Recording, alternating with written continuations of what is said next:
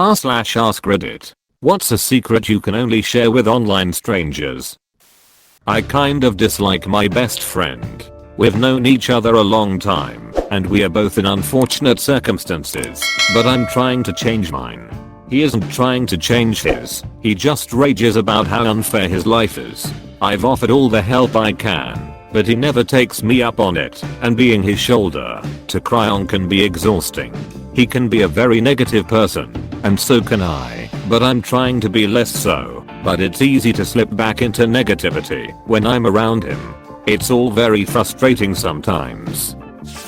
There is a video of me being interviewed by Tulsa Channel 9 News where I'm drunk wearing a beer-soaked crop top tank top Oxford shirt being asked about my opinion on beer being sold in Boone Pickens Stadium. Not my finest moment. Late response, I honestly have no idea where/if there is a link of this incident. They might have saved the footage/stored it somewhere, and IDK where to find it.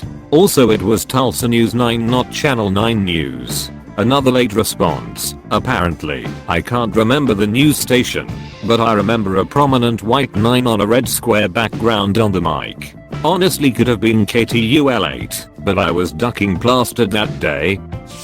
Since my divorce, I don't really want a relationship. I date some, and keep it casual, and had one actual girlfriend for 3 months, and it was pure hell. My family doesn't get it, but I really like doing the dad and kids thing. I went to counseling in case it was some carryover issues from my marriage, but it seems I just like being on my own. I'm scared that won't change long term. I don't want to end up alone after my kids grow out of the home, but I just can't get on board to doing the relationship bit, and don't see that changing anytime soon. Many years back my childhood cat got dementia. Some days he was perfectly fine, other days he stood in corners and peed himself all day cause he didn't know where he was or how to get out of the corner. After a while we gave up on hoping he'd get better, and the day we scheduled the appointment he had a good day and my mother couldn't bear bringing him to the vet, so she asked me. I drove him to the vet close by and the doctor didn't care about our cat. He had to inject more of whatever they use 6 times, and halfway through the cat started twitching and struggling. It took ages until it was all over and I couldn't drive home afterwards. When I came home I pretended everything was fine and have never told anyone because it would break my family's heart even more. I love the impact the pandemic is having. I'm sad that people are dying, but as someone who was working myself to the bone or commuting to work, being forced to stop everything and spend all my time at home gave me so much more time with my family, and doing what I enjoy. Unemployment is enough that I can survive, so suddenly I'm financially okay, but without a lot of suffering. I'm absolutely dreading having to go back, and don't think I can without dealing with serious impact to my well-being. I look at pictures of horrific crime scenes as a way to ground myself and be thankful that I don't have to see or experience of that dark side of humanity in person. I don't enjoy gore at all. In fact, it puts a lump in my throat every time I see these awful images, but it makes me realize how good I have it, that's not something I have to see eye roll. Puts everything into perspective. No. It also reminds me of how fragile the human body is. How easy it is for any of us to just be a part of an accident, and before you know it, a life is gone. All those years of memories and experiences, and love and loss and pain and triumph, just to end up as a lifeless crumpled bag of skin, meat and bone. I can't share this with anyone I actually know though, because everyone would look at me like I was a serial killer. Mayo. I'm scared to talk to girls. This feeling has accompanied me since 2008 when I went to elementary school. Earlier in kindergarten, I was in a group of boys only. Although I didn't understand that fear at the time, I understood it most in high school. In high school, where classmates and friends from other schools began dating girls. At one point, I was the only person without a girl. Everyone thought I was probably ashamed to boast that she wouldn't accidentally leave it for another. It's good that they thought so, because at least they gave me peace of mind. My fear to woman is the reason of missing my prom. Deep down I feel like I don't really want or need any friends. It's not that I don't like the friends I have or have horrible friends. They're all solid relationships. But sometimes I go a week or two without answering my messages and realize that I don't actually enjoy speaking to anyone or having regular contact.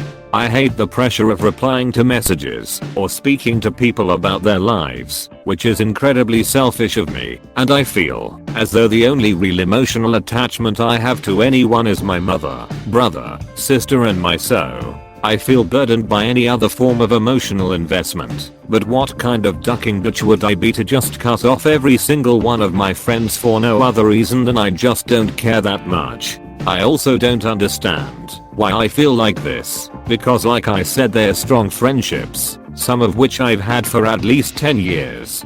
For reference, I'm 27. Also, I desperately miss cocaine. My wife of 13 years is cheating on me. She hasn't physically had sex with anyone, or met for that matter, but she is chatting with men online. I gained access to her email, Facebook, phone, etc. without her knowing. Here's the kicker. I don't want to tell her I know, because her sex life is now through the ducking roof. We went from 1 to 2 times a month to now 4 to 5 times per week. Also, some of the men she's talking to online, well, she's actually talking to me. I found out she's on Tinder, so I made a fake Tinder account and we matched. Been talking to her for a few weeks, asking her all sorts of crazy shit she's done, etc. I also made a Craigslist ad through activity partners and she responded to it. When I was 17, I was hit by a car and sometimes I wish it had done visible damage, broken something or anything really. I was hit side on at 30 miles per hour. I flipped over the bonnet and smacked my head on a metal railing before hitting the ground. At the time they just glued my head back together, had a quick glimpse under my shirt, and said I had just bruised my spine. The next year I was still in pain and the doctor sent me to physio, who told me that I have a tilted pelvis. Multiple doctors, physio people and a chiropractor all agree that it is tilted as proven by one leg being longer than the other, plus it's noticeable if I stand up straight. My problem now is that whenever I go to the doctors I'm told I'm too young to be near constant pain, or I'm too young for it to be an actual problem. I once was told that my pain is my own fault because I don't swim 6 times a week. If that car had put me in a wheelchair I'd still be in pain, and it would be awful, but I'd actually get help. I'm afraid I don't know how to get excited about stuff anymore. I can't really tell my friends or family. My friends know me as a perpetually happy girl, all smiles and jokes, always there for them when they need support. My family are nice, but will just not be able to help. Nothing is bringing me joy anymore, and I feel like I'm steadily losing touch with the world around me. I try to pursue my hobbies, and I just feel nothing from them anymore. Nothing grabs me and enthralls me with passion anymore. I don't get excited to game, to read, to lockpick, or even to get out of bed. I just don't feel any point in any of it anymore, and there's no one to tell and nothing to really do about it.